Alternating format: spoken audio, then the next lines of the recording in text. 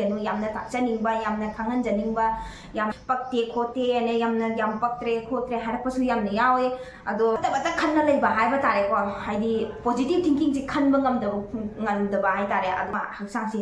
ꯂꯣꯏꯅ ꯀꯥꯝꯈꯠꯄ ꯍꯥꯏꯇꯥꯔꯦꯀꯣ ꯏꯁꯥꯁꯦ ꯂꯣꯏꯅꯅꯦ ꯍꯛꯆꯥꯡ ꯄꯨꯝꯅꯃꯛ ꯈꯣꯡꯗꯒꯤ ꯃꯈꯨꯠꯇꯩ ꯂꯣꯏꯅ ꯏꯁꯥꯁꯦ ꯀꯥꯝꯈꯠꯄ ꯍꯧꯔꯦ ꯑꯗꯨ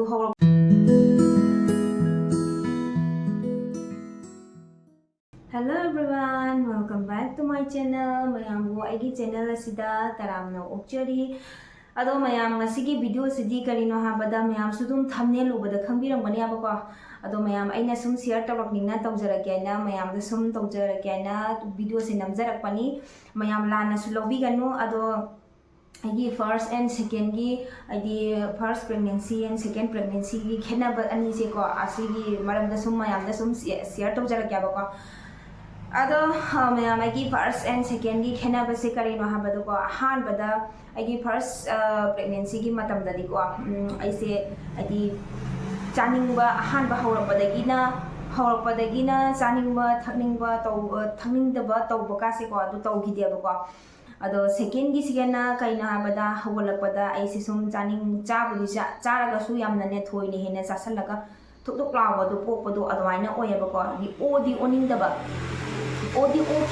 de ko obudi yaugide ado do shudum haidi thuk lawa chasanba yadabado adumaina oigi dum charaga su ko adum amuka angi yam hinjina chasanba yadabado adumaina tawyeba ko adagi aduni second ni first kitadi aduma kaimta leigide aduga 5 months surakpagi siga first ki pregnancy da 5 months surakpa matam sida aise adi tilhau chanam se ko asigi manam sima taba yagide ado chicken thongba ade thongba daga dum tilhau janam hapase aise tilhau janam manam se adoki matik taba yade manam se taba da kugi hangul popudo dumaina taweba ko ado ma tawgi ado handaki sigena ado ma kaim leite ado mayam aigi haujikudi ai second gi se ko haujiki sidi ai 5 months chatliya ko adi 5 months hoi surakadore complete ogedore ado ai first kidi ahan bagidi first gi hawraga last month tu bogi mayam da dum haijara kya ba ko kamai taw yedo ado second gi sidi ai 5 month hajiti chali banina sibhaw ta gi dum mo experience haijara ge kamai taw yedo ado azini mayam ado first ki pregnancy matam dana ai si ko 5 month surak pasida ma haksang si loina kamkhat pa hai tare ko sa se loina ne Aksang punamuk khongdagi makute loina isase kamkhatpa hore adu hawrakpaduna last loirapauda ai loirapauda delivery oidribauda adumaina dum kamkhatana leirame delivery oiraba matungda su adum kamkhatpase hairi ko adum khakhabudi hantharaga su adum yam yangna handabado oideba adumaina isase yamna kamkhatkheba ko handaki sidi adumaina tawde ado kamkhatpa khongkhatpa adudi hauji handaki sidi tawba leite ado khangde mathangda konadi dum ai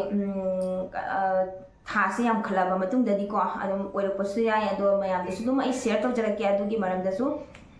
ado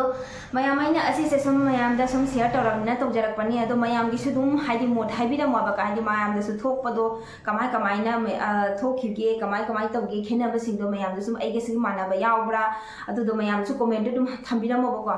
ado asini mayam aigi khenaba bu hauji ki oinadi aigi game thogdokpa leigide haigi yamna chaning da thakning da dana yamna wana lenbado adumadi game ta oiba leite animakta su hai tare ko kotang ngai ta ba poi du khaktani aigi haibu ko atai di kisombo ba keno togdaba leite ngai ta ba leite ba su oijage da kisisu last fauda kasumba ba tek ka kai da ba soi da ngam da ba su oijage ko ado mayam su sum haibiramo ba ka mayam gi su mo thambiramo haibudi ko mayam gi su kamai na tawhige haibado ai gi siga mana ba yaubra yaudabra ai mayam su comment ta haibiramo thambiramo gari su mayam chatli ado mayam ai nane sumaina mayam da sum haidi share tawjare se mayam su lanna khanbi ganu yamna takchaningba yamna khanghanjaningba yam haijaningba gi wa haibado ta gi baina ka ꯅꯠꯆꯗꯦꯕꯀꯣ ꯁꯨꯝ ꯃꯌꯥꯝꯗ ꯑꯩꯁꯨ ꯁꯨꯝ YouTube ꯑꯃ ꯍꯥꯡꯉꯕꯅꯦ ꯁꯨꯝ ꯃꯌꯥꯝꯗ ꯁꯨꯝ ꯁꯤꯌꯔ ꯇꯧꯔꯕꯅꯤꯅ ꯇꯧꯖꯔꯛꯄꯅꯦꯕꯀꯣ ꯑꯩꯒꯤꯁꯨ ꯋꯥꯈꯜ ꯑꯃ ꯂꯩꯖꯩꯗꯅꯀꯣ ꯑꯗꯨꯅ ꯑꯗꯨꯝ ꯈꯟꯗꯅ ꯇꯧꯖꯔꯛꯄꯅꯤ ꯃꯌꯥꯝꯁꯨ ꯂꯥꯟꯅ ꯈꯟꯕꯤꯒꯅꯨ ꯑꯩꯅ ꯄ꯭ꯔꯦꯒꯅꯦꯟꯁꯤꯒꯤ ꯚꯤꯗꯤꯑꯣ ꯊꯥꯡꯒꯠꯈꯤꯕ ꯃꯇꯝꯗꯁꯨ ꯑꯗꯨꯒꯩꯗꯨꯒꯁꯨ ꯀꯃꯦꯟꯁꯤ ꯌꯥꯝꯅ ꯅꯨꯡꯉꯥꯏꯇꯕ ꯀꯃꯦꯟ ꯂꯥꯛꯑꯦ ꯌꯥꯝꯅ ꯐꯠꯇꯕꯁꯨ ꯀꯃꯦꯟ ꯂꯥꯛꯑꯦ ꯍꯥꯏꯗꯤ ꯃꯤꯅ ꯌꯦꯡꯉꯝꯗꯕ ꯍꯥꯏꯗꯤ ꯅꯨꯡꯉꯥꯏꯇꯕ ꯀꯃꯦꯟꯁꯨ ꯌꯥꯝꯅ ꯊꯥꯔꯛꯄ ꯌꯥꯎꯋꯦ ꯄꯛꯇꯦ ꯈꯣꯠꯇꯦ ꯑꯅ ꯌꯥꯝ ꯄꯛꯇ꯭ꯔꯦ ꯈꯣꯠꯇ꯭ꯔꯦ ꯍꯥꯏꯔꯛꯄꯁꯨ ꯌꯥꯝꯅ ꯌꯥꯎꯋꯦ ꯑꯗꯣ ꯑꯁꯤꯁꯤꯕꯨ ꯑꯩꯅ ꯌꯥꯝꯅ ꯍꯥꯏꯕꯗꯤꯀꯣ ꯍꯥꯏꯗꯤ ꯁꯪꯁꯥꯔꯁꯤꯒ ꯇꯧꯅꯗꯕꯁꯨ ꯅꯠꯇꯦ ꯂꯣꯏꯅꯁꯨ ꯈꯪꯉꯤ ꯉꯥꯛꯇꯅꯤ ꯑꯗꯣ ꯑꯩꯁꯦ ꯌꯨꯇ꯭ꯌꯨꯕ ꯑꯃ ꯍꯥꯡꯉꯨꯕ ꯀꯧꯕꯅꯤꯅ ꯑꯩꯁꯨ ꯃꯌꯥꯝꯗ ꯑꯩꯒꯤ ꯀꯩꯅꯣꯗꯨ ꯑꯩꯗꯤ ꯂꯣꯠꯄ ꯌꯥꯔꯣꯏꯗꯕ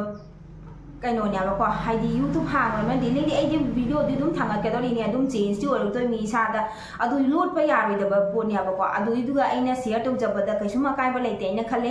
ꯑꯗꯣ ꯃꯌꯥꯝꯅ ꯑꯗꯨꯒꯩꯗꯨꯒ ꯄꯛꯇꯦ ꯈꯣꯠꯇꯦ ꯍꯥꯏꯅ ꯍꯥꯏꯕꯤꯔꯛꯏꯗꯣ ꯑꯩꯅ ꯀꯩꯁꯨ ꯌꯥꯝꯅ ꯂꯥꯟꯕ ꯚꯤꯗꯤꯑꯣ ꯐꯠꯇꯕ ꯚꯤꯗꯤꯑꯣꯁꯨ ꯊꯥꯡꯒꯠꯈꯤꯕꯁꯨ ꯂꯩꯇꯦ ꯑꯗꯨꯒꯩꯗꯨꯒ ꯂꯥꯜꯂꯦ ꯈꯜꯂꯤꯕ ꯃꯤꯁꯤꯡꯗꯗꯤ ꯋꯥꯈꯜꯂꯣꯟꯗꯣ ꯃꯥꯒꯤ ꯉꯁꯥꯏꯒꯤꯗꯤ ꯋꯥꯈꯜꯂꯣꯟꯗꯣ ꯑꯗꯨꯗꯣ ꯐꯠꯇꯕꯇ ꯈꯟꯅ ꯂꯩꯕ ꯍꯥꯏꯕ ꯇꯥꯔꯦꯀꯣ ꯍꯥꯏꯗꯤ ꯄꯣꯖꯤꯇꯤቭ ꯊꯤꯡꯀꯤꯡꯁꯦ ꯈꯟꯕ ꯉꯝꯗꯕ ꯍꯥꯏꯇꯥꯔꯦ ꯑꯗꯨꯒꯩꯗꯨꯒ ꯑꯗꯨꯅ ꯊꯥꯔꯛꯄ ꯍꯥꯏꯕ ꯇꯥꯔꯦ ꯁꯤ ꯍꯥꯏꯖꯅꯤꯡꯉꯦ ꯑꯩ ꯑꯗꯣ ꯁꯨꯝ ꯆꯨꯝꯅ ꯐꯖꯅ ꯁꯨꯝ ꯋꯥꯈꯜꯂꯣꯟ ꯐꯖꯅ ꯆꯨꯝꯅ ꯈꯟꯗꯣꯛꯄꯤꯔꯒꯗꯤ ꯀꯩꯁꯨꯝ ꯅꯠꯇꯦ ꯍꯥꯏꯅ ꯈꯟꯒꯅꯤ ꯑꯗꯣ ꯌꯥꯝꯅ ꯍꯦꯟꯖꯟꯅ ꯈꯟꯖꯜꯂꯨꯔꯒ ꯑꯁꯤꯕꯨ ꯇꯧꯏ ꯍꯥꯏꯕ꯭ꯔꯥ ꯑꯗꯨꯕꯨ ꯇꯧꯏ ꯍꯥꯏꯕ꯭ꯔꯥ ꯍꯥꯏꯅ ꯑꯗꯨ ꯇꯧꯕ ꯇꯥꯔꯒꯗꯤ ꯑꯗꯨꯗꯤ ꯋꯥꯈꯜꯂꯣꯟꯗꯣ ꯍꯥꯏꯗꯤ ꯐꯠꯇꯕꯗꯣ ꯃꯀꯣꯛꯇꯨꯒ ꯆꯪꯉꯛꯀꯅꯤꯗꯅꯀꯣ ꯑꯗꯨ ꯀꯩꯁꯨꯝ ꯑꯣꯏꯅ ꯈꯟꯕꯤꯒꯅꯨ ꯑꯁꯤ ꯁꯪꯁꯥꯔꯁꯤꯗ ꯇꯧꯗꯕ ꯅꯠꯇꯦ ꯂꯣꯏꯅ ꯇꯧꯅꯩ ꯉꯥꯛꯇꯅꯤ ꯈꯪꯉꯤꯕ ꯉꯥꯛꯇꯅꯤ ꯂꯣꯏꯅ ꯑꯁꯤꯁꯤꯗ ꯑꯩꯅ ꯍꯥꯏꯗꯤ ꯐꯠꯇꯕ ꯀꯩꯁꯨꯝ ꯊꯥꯡꯒꯠꯈꯤꯕ ꯂꯩꯇꯦ ꯐꯠꯇꯕ ꯚꯤꯗꯤꯑꯣ ꯊꯥꯡꯒꯠꯄ ꯍꯥꯏꯁꯨ ꯂꯩꯇꯦ ꯑꯗꯨꯏꯗꯨꯒ ꯑꯩꯅ ꯁꯨꯝ ꯑꯩꯒꯤ ꯀꯩꯅꯣꯗꯣ ꯅꯨꯡꯉꯥꯏꯕꯗꯣ ꯐꯣꯡꯗꯣꯛꯆꯔꯕꯅꯤ ꯃꯌꯥꯝꯗ ꯁꯨꯝ ꯁꯤꯌꯔ ꯇꯧꯖꯔꯛꯄꯅꯤ ꯑꯗꯨꯒꯩꯗꯨꯒ ꯐꯠꯇꯕꯗꯣ ꯍꯥꯏꯅꯤꯡꯉꯥꯏ ꯀꯩꯁꯨꯝ ꯃꯋꯟ ꯂꯩꯇꯦ ꯍꯥꯏꯅ ꯈꯜꯂꯦ ꯑꯗꯣ ꯃꯌꯥꯝ ꯑꯁꯤꯒꯤ ꯚꯤꯗꯤꯑꯣꯁꯤꯁꯨ ꯃꯌꯥꯝꯗꯀꯣ ꯑꯩꯅ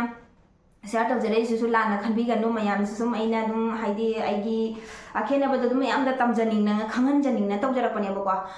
ꯑꯁꯤꯅꯤ ꯃꯌꯥꯝꯗ ꯉꯁꯤꯒꯤ ꯚꯤꯗꯤꯑꯣꯁꯤꯗꯤ ꯑꯗꯨꯝ ꯑꯩꯒꯤ ꯐꯥꯔꯁ ꯑꯦꯟ ꯁꯦꯀꯦꯟꯒꯤ ꯗꯤꯐ꯭ꯔꯦꯟꯁꯁꯦ ꯈꯦꯠꯅꯕꯁꯦ ꯁꯨꯝ ꯃꯌꯥꯝꯗ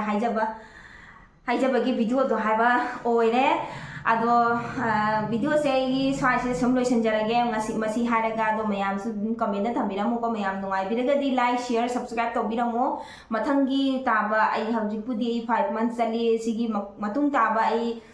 ꯚꯤꯗꯤꯑꯣꯁꯨ ꯑꯩꯒꯤꯁꯦ ꯑꯩꯗꯤ ꯄ꯭ꯔꯦꯒꯅꯦꯟꯁꯤꯒꯤꯀꯣ ꯀꯃꯥꯏ ꯖꯔꯅꯤ ꯇꯧꯏ ꯍꯥꯏꯕꯁꯨ ꯁꯨꯝ ꯁꯤꯌꯔ ꯇꯧꯖꯔꯛꯀꯦ ꯃꯌꯥꯝꯗ ꯑꯗꯣ ꯃꯌꯥꯝ ꯌꯦꯡꯕꯤꯅꯤꯡꯕ ꯇꯥꯔꯒꯗꯤ ꯂꯥꯏꯛ ꯁꯤꯌꯔ ꯁꯕꯁꯀ꯭ꯔꯥꯏꯕ ꯇꯧꯕꯤꯔꯝꯃꯣ ꯃꯌꯥꯝ ꯚꯤꯗꯤꯑꯣꯁꯦ ꯁ꯭ꯋꯥꯏꯁꯦ ꯁꯨꯝ ꯂꯣꯏꯁꯤꯟꯖꯔꯒꯦ ꯕꯥꯏ ꯕꯥꯏ